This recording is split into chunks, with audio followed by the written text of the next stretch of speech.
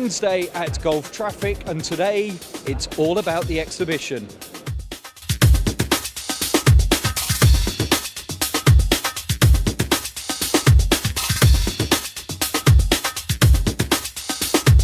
Hello and welcome to Wednesday's programme here at the Golf Traffic Exhibition and Conference in Dubai. Now I say conference, but that's been and gone. That was Monday and Tuesday. Today is all about people milling around this huge exhibition.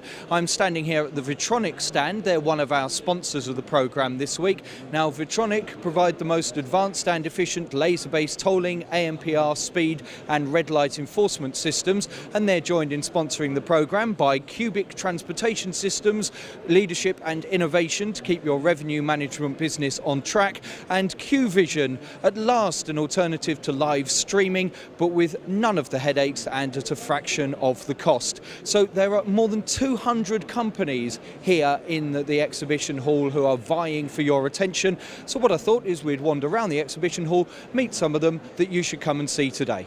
We think that there is a market for the bicycles and also for the sustainability. Also electric cars, motorbikes and electric bicycles. What we need to do for rent bicycle is just swipe the card.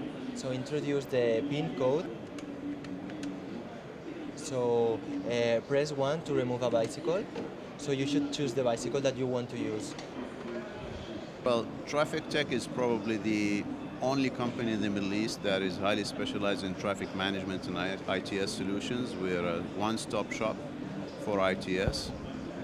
We offer complete solutions in urban traffic control systems, intelligent transportation systems, parking management, truckway stations, and several other solutions. So come into Traffic Tech, we would provide you a complete solution. We are the largest company in terms of number of employees in the region. We employ over 600 people, running 7 companies in 3 countries. We welcome people to come to our stand with the bright orange car, because we offer road condition surveys here for the governmental organizations, and this is new German technology that we introduce into the GCC market.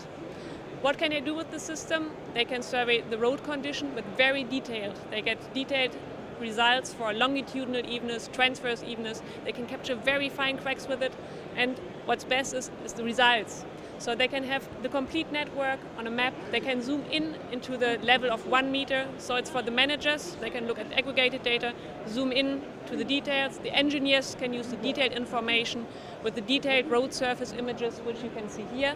So in many times there is no need to send the engineer to the road anymore before they decide which type of maintenance action to do. People should come to see PTV stand because I believe that we power the design ideas of transport and infrastructure investment. We are a software company and we excel in software to help people design and test their designs using traffic simulation. PTV as a company has always looked at strategic planning. For example, the Dubai Strategic Master Plan. The transport plan was built using Visum, our trademark software product over here. But more recently, we have gone away from traditional large-scale transport modeling into much more detailed design modeling, which is, for example, what you see over here through our product called Visum, which integrates architecture, design, urban design, landscape, and of course traffic engineering and road safety into one single platform. Doesn't matter where you go in the world, to any traffic conference, there is one thing you are certain to find, and it is the Kapsch stress ball. I have many of these at home, which my children tend to throw and kick around the house to the joy of my wife, but there are more reasons why you should come to the Kapsch stand than to pick up a stress ball. And to find out more, Martin's joined us. Martin, why should people come to the Kapsch stand here at Golf Traffic? Hi Paul, yeah, thanks for the introduction, and you're right, these are one of the most favorite polls here at Kapsch. And I think at Kapsch Trafficom this year we have really a lot of new products, and one of the most important at the moment is Kapsch Weigh Motion.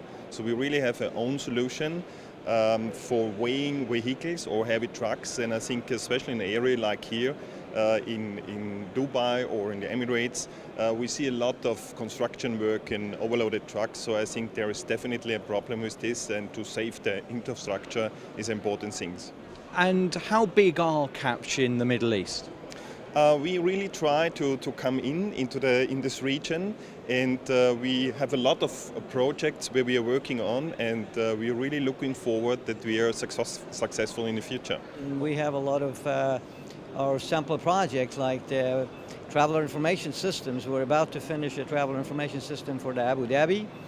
We are, I would say, the leader in the United States. We have traveler informations in about 16 different locations, both regional traveler information systems as well as statewide systems. And these systems are being used both by the travelers calling their IVR, their 501 systems. We have traveler information systems on the mobile phones where you could basically see what's ahead of you in terms of the congestions. If there is an accident or incident, you could also see that way ahead before you get there, so you could choose alternative routes to get to your destinations. Because we are expert in road safety, okay? Our company was created in 1958, so we worked in this kind of specialty for more than 50 years now, okay?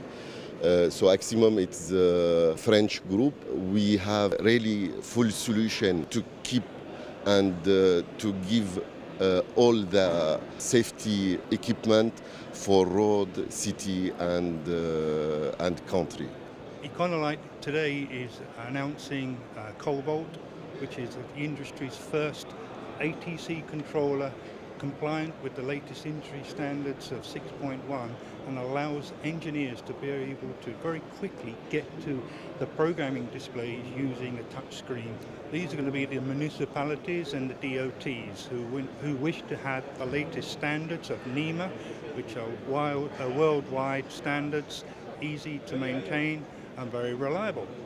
Today we have this section in this exhibition of the Gulf traffic. We had many things in Abu Dhabi Police Department specific of the traffic. We have many awareness about the people who had the driving vehicle and about the awareness for the kids and also about the student. And this is specific for how to be cut about the road and also how this will be for the skill when the people they drive the vehicles. And also we have something special today in this exhibition of this stage about the SAAD Association. We have the new committee of that. So those are just some of the exhibitors to look at here in the exhibition hall at Gulf Traffic this Wednesday. Next, after the break, I'm going back to London. Vitronic means intelligent solutions for traffic surveillance. For example, the new toll checker generation for multi-lane free-flow tolling on a single gantry gives an insight to the future of toll collection and enforcement. The Polyscan product group systems stand for reliable, innovative speed and red light enforcement, high-performance AMPR and next-generation average speed enforcement. QVision solves the problem of getting moving pictures onto a website without the headaches and expense of live streaming. Instead of having to rely on JPEGs, travellers using QVision can see a video of up-to-date traffic conditions, meaning they can see volume and speed of the traffic. It costs a fraction of streaming and has negligible load on internal networks. It can even be used for live sharing of images with partner organisations without the need for costly encoders. Cubic Transportation Systems is the world leader in integrated payment and information systems and services for intelligent travel solutions. Cubic provides mass transit payment and ticketing in many of the world's most iconic cities, and through its Next City initiative is bringing innovative multimodal travel planning to both transport authorities and the traveller. And I'm here in London at the Hub Victoria station and joined by Colin Fullerlove and Martin Howell, who are executives at Cubic Transportation Systems. I'll talk to you first, Colin. Can you explain to me what Cubic does as far as transit is concerned in London? Yeah, so Cubic provides the fare collection system for Transport for London. So that's all of the fare collection system, the driver consoles on the buses and the gates, ticket office equipment and vending machines in the stations. And we've recently just gone through a phase of rolling out an open payments, a contactless bank card system that went live in the buses in the beginning of this year, and we've started trials and will soon be rolling out across all of the underground stations and surface transport stations around London in the beginning of next year. And what's special about this in comparison to maybe other opportunities that authorities might have to buy in a ticketing system? Okay, so this means that instead of having to have a smart card system, at the moment Oyster is obviously a very well-known and very well accepted and highly used smart card system in London. But this also allows people who've got a contactless bank card that's been issued by their bank, or a general purpose reloadable card that they've got and topped up with funds, to be able to use the system as well. So basically anybody who's got a bank card from any bank issued in anywhere in the world can turn up, and they can use that in London on the buses and on the trains. You've got your Next Bus initiative that's in Sydney at the moment. That's not reached London yet, but explain to me what the Next Bus concept is. Okay, so Next Bus is a concept of doing predictive real-time passenger information for transportation systems. So instead of just reporting on where the bus thinks it is, Next Bus uses algorithms that take in data feeds from a number of different sources and mixes it with historical data to actually predict when a vehicle is going to arrive at your stop. Okay, Martin, next is a big word for Cubic because we have Next Bus, as we've just talked about. We've also got Next City, which is more of a concept than a product. But explain to us what Next City is all about. Certainly. Next City is the vision that has grown out of Cubic's experience installing very large fare collection systems in the world. The world is, across the world, the world is changing. People are travelling in different ways. They are using different means to buy goods and services all over the world, and that is things such as smartphones. They expect to buy things online. They also expect to receive a lot of information back, normally through a mobile device. So we see three factors coming together. One is the ubiquity of these smartphones. The second is the speed of being able to do what we can call data crunching. So get massive amounts of information in, very rapidly analyze it and turn it into meaningful, actionable intelligence, and then getting straight back out to people so they can make decisions that they weren't able to make before, and to predict where problems might be arising, and that information can then be used to manage demand and to manage load on a system. It really does take the knowledge and the experience that's gained from making big city payment systems, transport payment systems work, that really gives Cubic the edge in this respect. Now, a couple of weeks ago you announced an acquisition here in Great Britain of Serco Integrated Transport. Is that so that can help make Next City a reality? That's exactly what it's going to do, actually. What we're now calling CTS, Cubic Transportation Systems, ITMS, what that brings to us is a lot of experience in enforcement, in traffic management in urban regions and across cities, and on motorways as well, plus passenger and traveller information. These are key parts of the equation, or key parts of the vision that we needed to buy in from elsewhere because Cubic didn't have that. Bringing those in, and the arrival of Chris Bax and his team from Serco, now they're part of Cubic, they bring us a whole new dimension of capabilities that is really going to speed up the way in which we can deliver on the Next City vision. And the arrival of CTS, ITMS on the scene, I think, not only in the UK, but in North America and in the Middle East, it's going to add a whole new dimension to our ability to deliver quickly on this vision. Now, the reason we're talking here in London is because you guys have been so busy sorting out that acquisition, and that's why we're not chatting in Dubai. But Colin, I know that you spend a lot of time in the Middle East growing Cubic's business. What can you offer the Middle East as far as Cubic products are concerned? So the Middle East is a sort of fairly young transportation market at the moment as far as public transportation is concerned. And the cities that are developing at a really fast pace have fantastic plans to put in big multimodal transportation systems, and we offer a state-of-the-art solutions to be able to join up all of those different modes, whether it's public transport, whether it's roads, congestion charging and tolling, rail, bus, all these systems into a single account that somebody could use to pay for all of their transportation needs. An integrated information system that actually tells them the best mode of transport that they should use to get to where they want to go to at any one time. And we can provide a sort of world-class solution for the world-class cities that are being developed. Excellent. Well, thank you both very much for your time. And from a very cold London, let's, by magic, go back to the convention centre in Dubai. And you're watching Today at Gulf Traffic from Thinking Highways, and I'm very pleased to welcome our guest here on this programme who was moderating yesterday's conference. He's Alan Bristow. He's Director of Road Space Management at Transport for London. So, among other things, he had the job of running the Olympics last year as far as the roads were concerned, and didn't go grey in the process. Alan, congratulations first of all on how well you did at the Olympics. With the Expo coming up and the World Cup in Qatar in 2022. Do you think there are lessons that this region can learn from what you learnt in London? Well, I think it's interesting that, having heard the presentations from yesterday, that the region is already catching up on a lot of the things that we did during the Olympics and applying them to their own particular circumstances. I think it would be arrogant of us to say that we can teach people things, but of course local conditions always pertain, so they have to be adapted for the local customs, local culture. But yes, there are things that we can help with. Now, of course, the other thing is that this city was a fishing village a little more than 40 years ago. Some of the roads in London have been around for about 1,000 years. Do you think that there are still enough similarities that lessons learnt one place can be used somewhere else?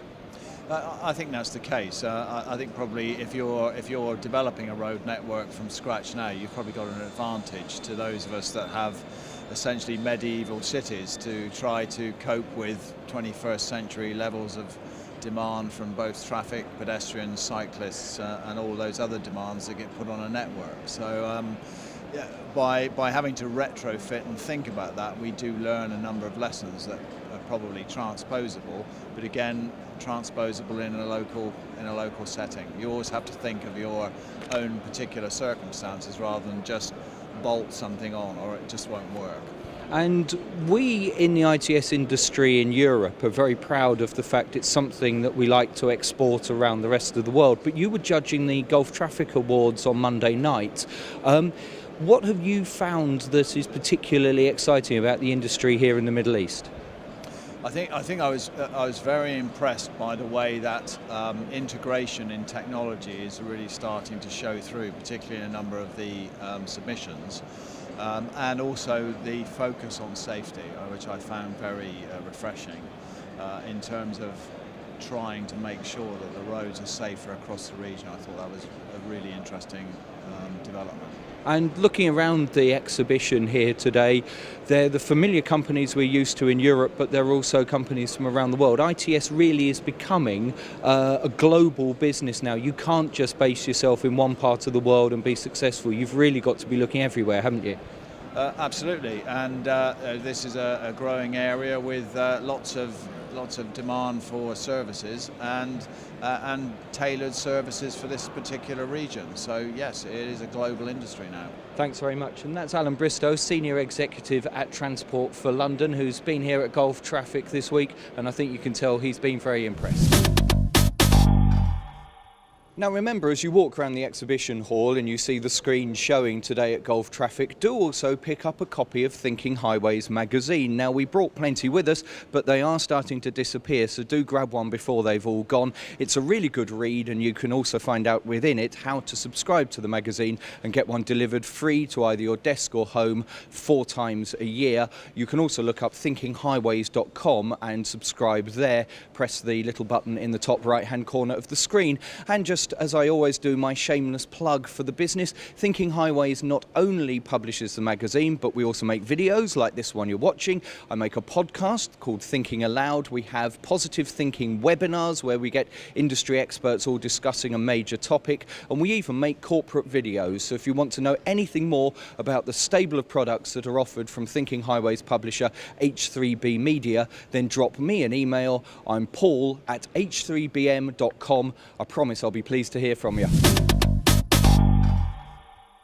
Now, at the beginning of the week, we spoke to Richard Pavitt, the Exhibition Director, so it's only right and proper that we speak to him at the end of the week as well, on the last day of the exhibition and conference. And in fact, Richard, there's no conference today. It's all about the exhibition. Why have you decided to do it this way? That's right. We run a two-day conference.